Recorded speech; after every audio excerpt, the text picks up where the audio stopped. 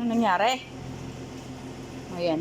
Guys, tingnan yung malunggay nila. Ang dami. Ang gaganda ng mga dahon. Pero bakit yung malunggay namin dito, mga malnourished? Ang ganda oh. Ganda ng dahon. I'm so amazed. Wow, amazed. Anong fake? Fake itong malunggay? Basi plastic ne? Katulad nung...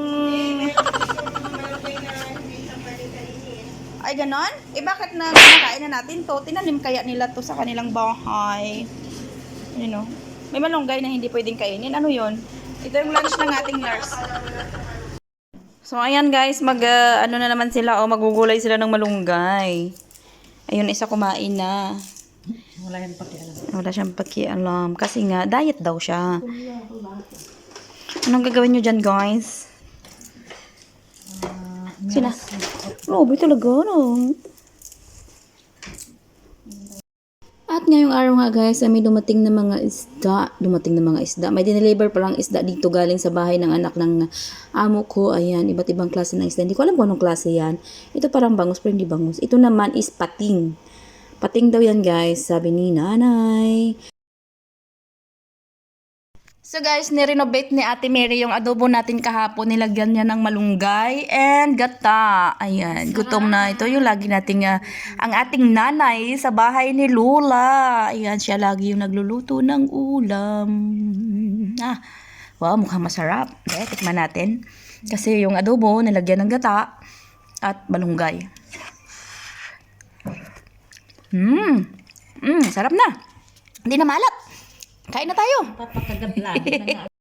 At dahil mamimigay na naman si nanay, gagawa tayo ng cake, guys. Ito ay gagawa tayo ng carrot cakes. May 3 tayong itlog dyan. Pero kanina kasing gumawa na ako para sa bahay kasi may bisita siya. So pagkahapon, gusto niya rin mamigay. So ayan, carrot cake ulit yung ginawa ko.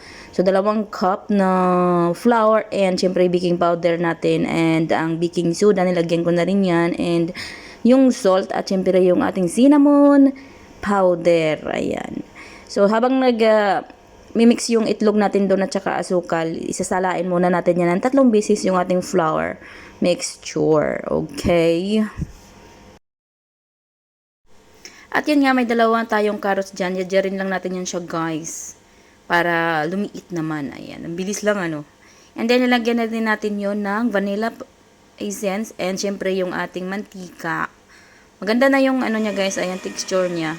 Ano na yung masyado yung ating asukal and itlog. Syempre ilagay natin yung carrots din natin para maglambot siya at syempre ilagay na rin natin yung ating flour mixture diyan para magmix na siya together. Wag natin siyang overmix, guys, kasi hindi maganda pag na-overmix natin yung ating cake.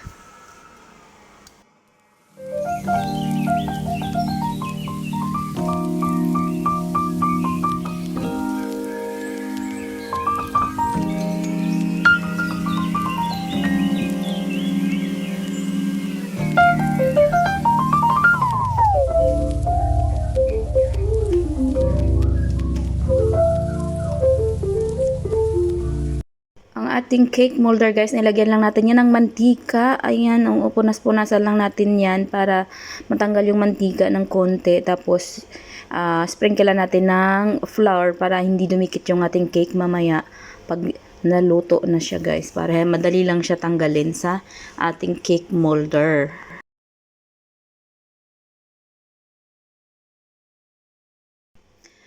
Ayan, nailagay na natin nating cake mixture dyan sa cake molder natin. At syempre, ibibig natin yan siya sa 350 Fahrenheit for 35 to 40 minutes. And then, tapos na yung ating cake.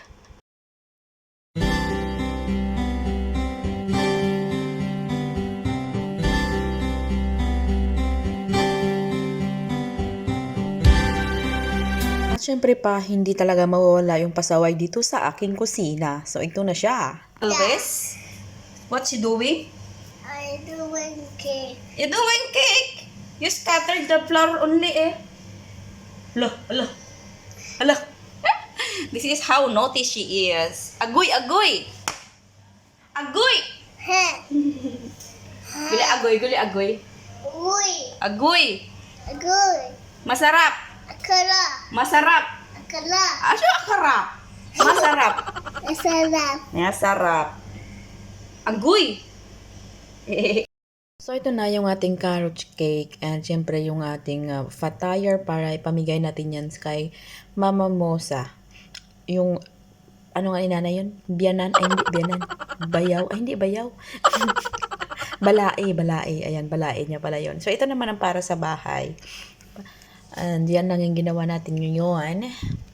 Thank you for watching, guys. Bye!